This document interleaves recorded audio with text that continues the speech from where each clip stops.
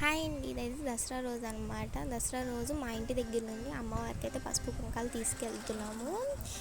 ఇదైతే మకర తోరణం అయితే మా మూడో పెద్దనాన్నను ఇంకెవరో పట్టుకున్నారు.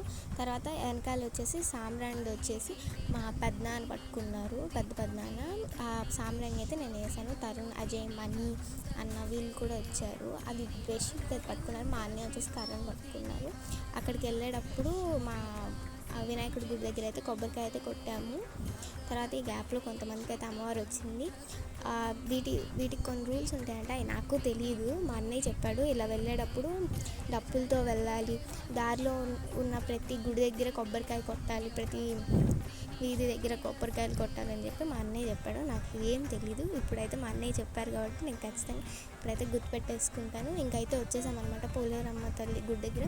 అక్కడే విగ్రహాన్ని పెట్టాము. మా మొత్తం ఇంకా ఈ యూత్ ఉన్నారు కదండి, వాళ్ళే మొత్తం అంతా చూసుకున్నారు, మా అన్నయ్య వాళ్ళందరూ. ఇంకైతే వచ్చేసాము గుడి దగ్గరికి. ఇంకైతే ఆ మకర తోరణానికి అయితే పాలతో అభిషేకం చేసి గుడి లోపలికి అయితే ఇప్పుడు తీసుకెళ్ళిపోతున్నాము.